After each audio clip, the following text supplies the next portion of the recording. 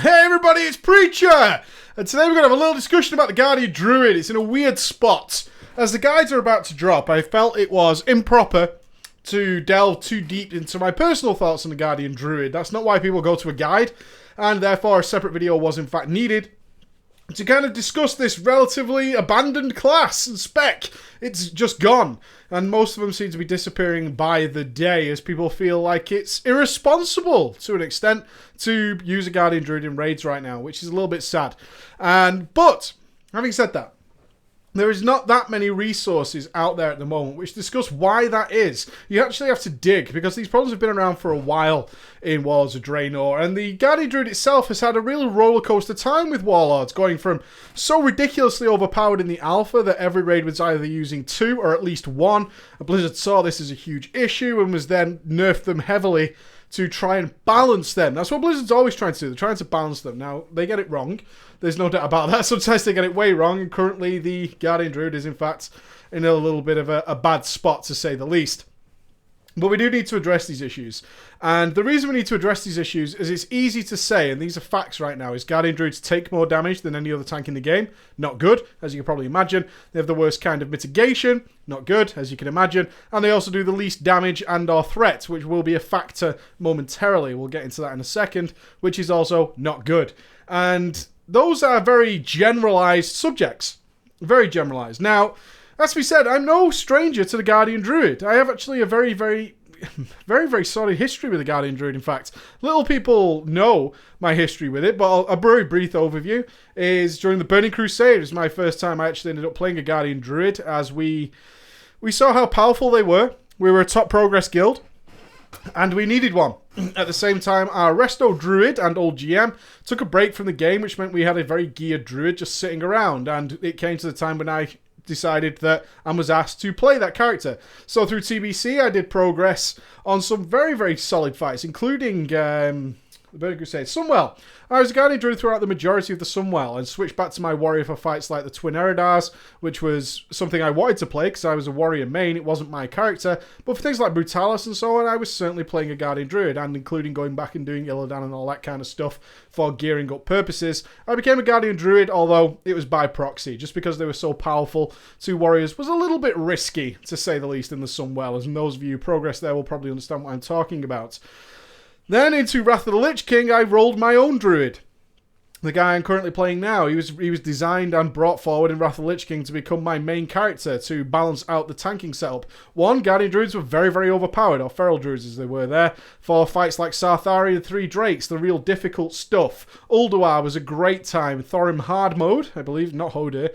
Thorim Hard Mode, the guy with Sif, was extremely easier with a Guardian Druid tanking, because you could nullify a lot of aspects. You could nullify a lot of segments of the fight that would one-shot other tanks, and Druids could quite happily soak that up and be a little bit of boss mode there. So throughout Wrath of the Lich King, all the way through Ulduar, I was in fact a Druid. Then in Cataclysm, I actually got my World 13th as a Guardian Druid. I was a Guardian Druid throughout most of the beginning of Cataclysm until I eventually moved on to another guild who didn't need a Druid. So, to say the least, I've had 3 expansions of heavy endgame progress, cutting edge progress, with a Guardian Druid. That doesn't mean I have an affinity for them. I'll be honest, I never really enjoyed my time playing a Druid, but I did it for the sake of the guild. They always felt like a warrior with less cool stuff. They had some utility, but it was the other specs that I enjoyed about Druids, not particularly the Guardian one, but I served the purpose because I knew how powerful they were. In fact, it was easy to say that Druids have a history of being either really powerful or really weak. Blizzard has a tendency to nerf them.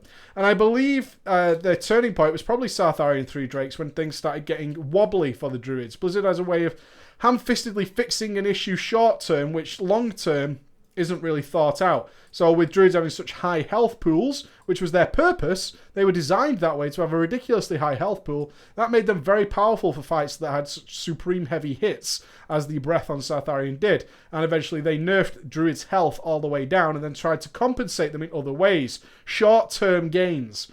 Now, this history of short-term gains seems to have led to the position we're in now, where Guardian Druids are in a bit of a mess. In fact, they should be rejoicing.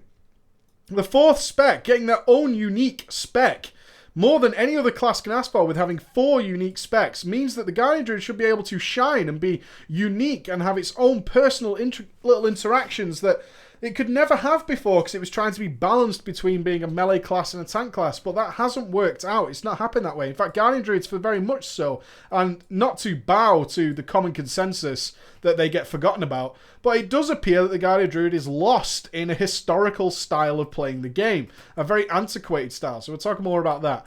The reason I think this is important is, yes, they take more damage and do less damage. Blizzard can easily fix that, again with a short-term ham-fisted approach, but I do not believe that is actually the core problem of the Guardian Druid. It's very easy for Blizzard to say, okay, now you take less damage via some minor numbers change. You now do more damage because we buffed the numbers somewhere. But that doesn't help that the core gameplay of the Guardian Druid is what's really causing a problem. Now, can you clear content viably with a Guardian Druid? Yes, we do in fact. Our main tank, one of our two main tanks, is a Guardian Druid. And we are very successfully clearing mythic content and moving upwards and onwards doing that. Not at a cutting edge pace, but certainly at a reasonable pace that I personally am happy with and the guild seems happy with. And we use a Guardian Druid. So yes, it's completely viable. But that doesn't mean it isn't harder. That does not mean it's not harder. And it is. And it is harder. And I don't think some Guardian Druids who maybe long term, or maybe don't play other tanking class, really see the problems they are facing. So let's talk about them properly, okay? First, the resource system. Every tank class, and we'll have to use other tank comparisons here, has a resource system of some kind in order to manage what they do. For the Guardian Druids, it's Rage, similar to the Warriors. For the Monks, it's Chi, Runes for the DK, and so on and so forth. Or Holy Power for the Paladins, why not? Now, those resources have to be reasonably abundant. They do. They have to be reasonably abundant, otherwise it doesn't make sense. Now, the obvious easiest way of seeing this is things like Chi, which is regularly generated pretty easily via Keg Smash and all of this stuff, and Holy Power is a natural byproduct of simply pressing your attacks, and Rage is a natural byproduct of pressing your attacks as a Druid and a Warrior. The problem is in what we have to spend it on. Rage has never been a great resource. It's been reworked a number of times. When it was based on incoming damage, tanks either had too much rage because they were getting smashed, or they had not enough rage and they couldn't do enough threat. Now, on the alpha, Guardian Druids had too much rage. So much, in fact, it had to be heavily nerfed, because via Frenzied Rejuve, which I believe was also nerfed, they could spam heal themselves constantly while putting out ridiculous damage, and this meant they were essentially unkillable. So what Blizzard decided to change to is a more balanced approach, which means you have just about enough rage sometimes to use your Mangle, which is your main big hitting ability, your Lacerate, which generates rage, and Mangle generates rage, and you can spend that on Maul, and you can spend it on your active mitigation abilities. And this is where the problems lie. The problem with initially with the Guardian Druid is their mitigation abilities.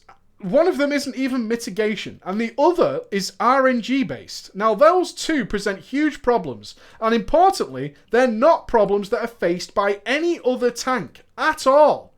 They're not faced by any other tank, so instantly you're at a drawback. Your two key abilities that the game now revolves around, this is how the game is designed, which is the idea of making choice and active mitigation, is always pretty poor for a Guardian Druid. Oh, in 100% of circumstances, it's a pretty poor choice. We have Savage Defense. Now, I'm going to ignore the level 100 talents for now, which increases your dodge chance by 45%. Now, of course, that's a pretty high chance. Yeah? It's a pretty high chance. But it's still a chance. It's still based in a world of RNG. Boosting something by percentage still gives you RNG. Ask any Fire Mage who suddenly runs into a lack of crits despite having a seemingly really high crit chance. This seems baffling. And when you're talking about incoming damage, the last thing any tank wants in the world is spiky incoming damage. That is a nightmare. An absolute nightmare for tanks, because you're healing you, from the healer's perspective, is unpredictable. And that's not good. Unpredictable healing on tanks is a nightmare, because you spend more mana, you don't cast enough in some circumstances, you have to use more expensive spells because suddenly you're spiking down, and Savage Defense at its very, very core is a poorly designed spell. Poorly designed. You cannot, in my world, in the Warlord's world, base tanking abilities on a chance, because God forbid you ever run into a really bad streak where you pop your Savage Defense, you've built up 60 rage to do it, you dump it, and you get nothing out of it. Now, it's rare that will happen, but in a world of chance-based abilities, it can happen. You can dodge 1 out of 3 which is equally as bad for something that hits really hard. Let's compare it to everything else. Block never has that problem. Never. In any circumstances does block not work or have a chance to not work. Once you put up your block, you start blocking. It's as simple as that. When you start putting shuffle up as a monk, it works. It just does its job. If you use other abilities, like a blood shield, always works. 100% of the time, it will do its job. Holy Shield will do its job. It goes up, and it does its job. It's as simple as that. When you come to R and G chance block abilities, nope. There are times it's just flat out not going to do anything. My God, is that a bad situation to be in? That no other tank has to deal with. None. And that, to me, just baffles my brain to its very core. How can we have that? So, it's easy for us to sit here, okay? It's easy for us to sit here and say, okay, so Savage Defense is a poor cooldown. But every tank generally has two options. With a monk, you can shuffle or you can guard. With a warrior, we can do shield block or shield barrier and so on and so forth. So we can rune tap, we can blood shield, whatever we want to do. Except the almighty paladins who simply have the one easiest ability in the world, which is fine. It's fine to have one that's easier than the other. So what's our other choice as a guardian druid? Frenzied rejuvenation. Mitigation. Let's talk what mitigation means. Mitigation means reducing the severity, the seriousness, or painfulness of something. We are reducing its effects. That's what mitigation is. When we put up shield block, we block the incoming damage. Yeah? When we blood shield, we take a big bite out of the damage that's coming in. When we guard or we shuffle, we mitigate that incoming damage. We don't get hit as hard as it would do if we hadn't done that. Frenzied Rejuve looks like it was designed by a 6-year-old. What do tanks do? Take damage. So we'll give them ability that heals damage. One, that's not mitigation in any sense of the fucking word. Healing after you take the damage is not mitigation. It never has been, it never will be. That's just trying to heal yourself up for a bit after the damage. Yeah, that's reactive, not proactive. Active mitigation is supposed to be proactive. Healing yourself after getting smashed in the face with an iron is not proactive. You should be ducking it. But, oh, my Savage Defense didn't work. Pardon my irony there. But Frenzied Rejuve's just terrible. This is our other option as a Guardian Druid. It's just to heal the damage. By proxy, we have to take that damage. We don't mitigate it. We hope and rely on our natural defensives to do something about it. No other tank in the game has to deal with that situation. Not only that, but we can generate enough rage that our Savage Defense is on cooldown and we have the rage to do something else. That's an important aspect of the game right now. Similar to Warriors, we can have shield block on cooldown and we have the rage to do something else. Monks do the same, DKs do the same. They have the option of something else. Choice. Choice is always important. Now the problem is, every other tanking choice in the game right now is generally never a bad idea. It isn't. Sometimes it can be, but rarely. If we decide to pop a shield barrier, which is just a flat out absorb on top of a shield block, it's not a bad idea. I had the excess rage, no worries. I can just fire it off. It's not going to be a bad idea to do that. It can be a bad idea to put up guard recklessly as a monk sometimes, but we also have the option of putting up extra elongating our shuffle. And that's fine. A longer shuffle that lasts longer through the fight is generally never a bad idea. Now, there are situations that come up as a Guardian Druid where we're at full health, our Savage Defense is on cooldown, and we have full rage. Happens more often than a lot of Guardian Druids would like to admit. Healing myself in that scenario, not really a great idea at all, in any way, shape or form. In fact, it's a terrible idea. Why? Because it's a complete waste of resources. I'm then presented with the option of either wasting my resources on a heal, which will do barely anything because my health is quite high, or wasting my resources because I'm generating rage that I just don't have the room for. My rage bar is already full. And this happens quite a lot in raids. And you have to ask yourself, why am I in this position? When no other tank in the game has to put up with this.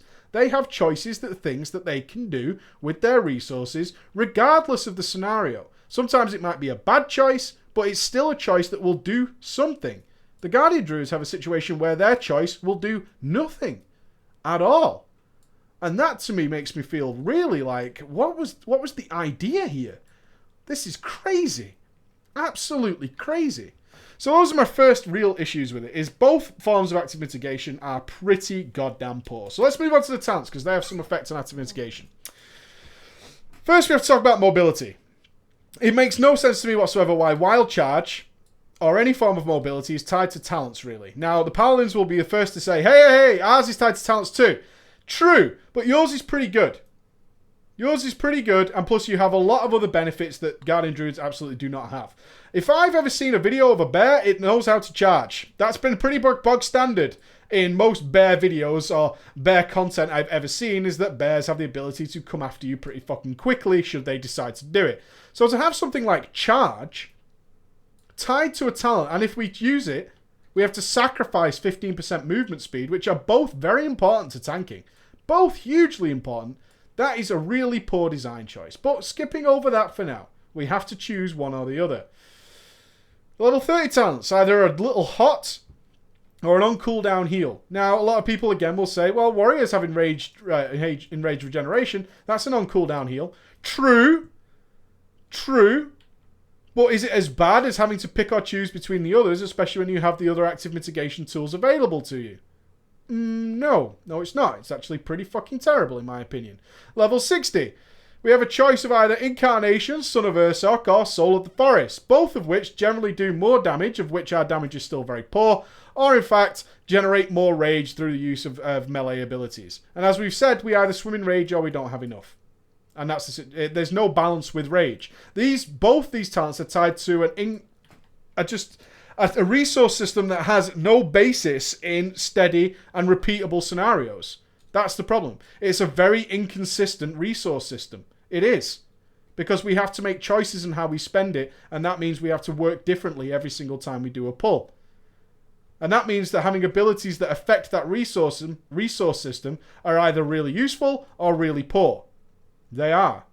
Because they're affecting our resource system. A resource system that is just inconsistent by its very nature. And then it results in us being able to use, more frenzied rejuves? Come on. This is no good. We can't just tie talents to a resource system that inherently has flaws. Level 75, our CC. Are we really going to compare Mighty Bash or Incapacitating Roar to Shockwave? Are we going to do that? Or to Light's Hammer? Yeah? Or to Defile? Or to any of these other abilities? To Rushing Jade Wind? To fucking Leg Sweep? Mighty Bash, a 50-second cooldown, 5-second stun? We're really going to compare that to those other abilities that are of a similar nature. Are we going to do that? Because that is just ludicrously stupid. It's just crazy. Though all these abilities are bad. Ursol's Vortex deserves a mention here, but it's so niche. In comparison to if we're running a challenge mode or something with ads as a warrior, we're always going to take Shockwave. And we're going to use it on a lower cooldown, which stuns everything, than Mighty Bash. Incapacitating Roar breaks on damage. What? What use is this? And if I'm the tank, Ursol's Vortex is way less useful to me. Way less useful than any of the other abilities. Any of the other abilities are just far better. They just are. They're clearly winners. It's a terrible, terrible talent choice. At level 90, we forced to take Dream of Cenarius because it provides a huge heal, which is actually one of our active mitigations. We get another one. However, it's again chance-based. It's a 40% chance on a Mangle critical strike. So now we have to bake in the idea of what is the crit chance. Hopefully our Mangle will crit, and if it does crit, which is one form of RNG, that we then have to rely on another form of RNG to give us this heal. This causes inconsistency, not on demand. We have to leave it sat around sometimes, waiting for this thing to prop, and hopefully keep it up for when we actually need it. Because Lord knows when you desperately need it, it won't be there. It just won't be. We're going to compare that to Dampen Harm, Diffuse Magic, all these abilities that the tanks pick up, yeah, which are all just far better and not based on RNG. Every choice has a permanent passive ability that breaks into them. The tanks all have this. The Paladins can choose to have RNG with their random procs. Or they can pick up things like Holy Avenger or Sanctified Wrath, which guarantees guarantees the usefulness of that ability every single time. When they need it, it's there. Dream Scenarios is just another proc based in a world of RNG.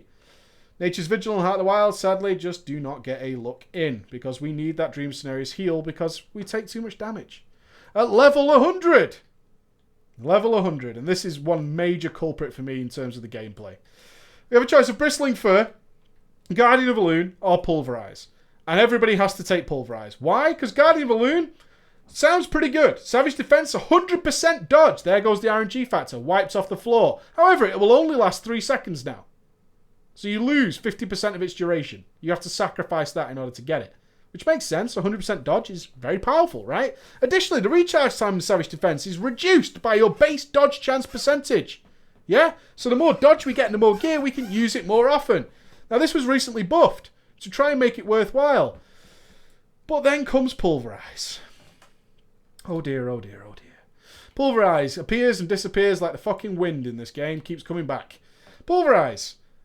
Now, it should be first mentioned that not only is our damage weak as a Guardian Druid, but Pulverize is a DPS loss. And we kind of have to take it as Guardian Druid. Why? Because it's the only ability that affects other kinds of damage besides melee attacks. Pretty much. Bristling Fur, 40%, but 1 minute cooldown.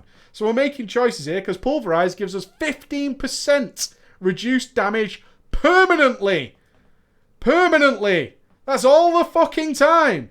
Constantly reducing our damage. That is extremely powerful. Extremely powerful. It is so hard to justify anything else other than 15% reduced damage all the time to everything. Savage Defense 100% dodge chance might be great, but what of debuffs? Nasty, dirty, ticking debuffs. What of magic effects? Nothing. Does nothing for them at all. Bristling Fur only lasts 3 seconds every 1 minute. 57 seconds where it's doing nothing. Pulverize 100% of the time. All 60 of those little seconds. But its gameplay is a fucking joke. Good lord, man. Give something that's a worthwhile treat here. Why does it suck? It's based on Lacerate. Lacerate is our filler spell, if you will, stacking up to 3 times on the target. Now, the problem comes in, if we're single targeting or dealing with 1 or 2 mobs, it's fine, can keep it up, no problem. But there are very few fights that are like that. Every single other fight involves target switching, some form of AoE going on, and when that happens, Pulverize, unfortunately, gets the kick in the bollocks, unless you're focusing heavily on it. Because our AoE spell is Thrash. Now, this is where it really leads into it, so bear with me on why this is a problem gameplay-wise. If you're assigned to take the ads, what's the last thing you want is the other tank passively taking them off you using his normal abilities when they're not even trying. Guardian Druid AoE threat is such that that is very easily possible by every other tank in the game. And we're talking actual threat problems, where your damage is so much lower, and the other tanks have such passive abilities to cleave and AoE, and you can do all these kind of things, that in fact they will take aggro off you. In order to benefit from Pulverize, which we kind of have to take, I actually have to stop AoEing and use 3 global cooldowns to apply Lacerate, then another to Pulverize. Okay? It's an instant ability, we don't need a global. But you still have to get those 3 Lacerate stacks up, stop using your Thrash, which is your AoE spell, and apply Pulverize, and then you have to get 3 stacks back up for when that one runs out. And in between time, you have to start weaving in Thrashes and whatnot. Now, some might say, what's wrong with that? Back in the day, when I played a Guardian Druid, that would have been no issue. In fact, I used Pulverize on a pretty regular basis and quite liked it, because the game was slower. It was easier, as much to the contrary as some nostalgic people would like to say. I would like them to walk into Blackrock Foundry Mythic and give me an idea of what the game's actually like now. And I would say that having to monitor and maintain short-term buffs, which require something that is debuffed onto the target, Bear in mind, these are all things that no other tank in the game has to possibly deal with. All buffs and whatnot are tied to your character, not to the target. Hell, even fucking rogues have their own combo points now. They don't apply to the targets because that is a really antiquated design choice. Because it can severely screw you up if something... Oh, some monks suddenly touch of death it. There goes all my lacerate stacks. Blah, blah, blah. 100 things can happen in Warlords of Draenor which screw you up. Short-term buffs that require debuffs on the target that need stacking up is a vanilla style of play. It's a vanilla and TBC style of play. It has no place in Warlords of Draenor. None at all. And this causes the biggest gameplay issue for me. Guardian Druids carry a lot of distractions with them. Distractions you can't afford anymore in the game because the tanks have multiple things going on. Let's look at Blackhand Heroic. On Blackhand Heroic, using our tactic, the tanks have to maintain position for knockbacks. They also have to decide where they're going to be knocked in order to get up onto the balcony and control the movement of the melee. They also have to move the boss continuously in order to drop bombs in appropriate places for the incoming siege tanks. Not only that, but occasionally they also have to soak the impaling shots, should that be going on. All the time they need to be running backwards and forwards if they've gone up the balcony and come back. And they have tank swap debuffs to manage as well. That's a lot of shit going on before you have to keep checking every fucking 12 seconds whether you've got your 3-stack lacerate on the target and your pulverize debuff up. It's not hard to do, but it's a distraction that tanks just don't need anymore. And the thing that we have to take into account, even if you're sat there saying it's not that hard, Preacher, it's pretty easy. Bear in mind, one, the lack of having to AoE while we apply this debuff, which no other tank has to deal with. No other tank in the game has to deal with that choice ever. They don't. Dropping Defile and fucking Blood Boiling is nowhere near the same as having to apply a Pulverize and stop AoEing. In fact, those AoEs like Defile last a long time while your dots are ticking on them and doing good damage, and you get free Blood Boil procs, all that kind of stuff, which don't cost resources. Bear that in mind. Keg Smash passively smashes everything for tons of threat, generates good resources, and you can then pick and choose between 2 abilities to use after that to either do more damage or not. Thunderclap is a simple part of the rotation which occurs passively. You just use it and it has a cooldown. It does so much threat, it has a fucking cooldown, and it's 1 global cooldown, not 3, or not giving up on any others. Paladins are passively consecrating, and if they're just AoEing, they simply move over to Hammer of the Righteous, which still generates the same resources as using Crusader Strike. To put it in a similar perspective for the Paladins, imagine for a moment that when you were AoEing, you couldn't use Hammer of the Righteous because it wouldn't give you Holy Power, and you had to start using Crusader Strike. At the same time, Holy Wrath and Consecration couldn't be used. Your Consecration doesn't tick, it doesn't last, you can't use it.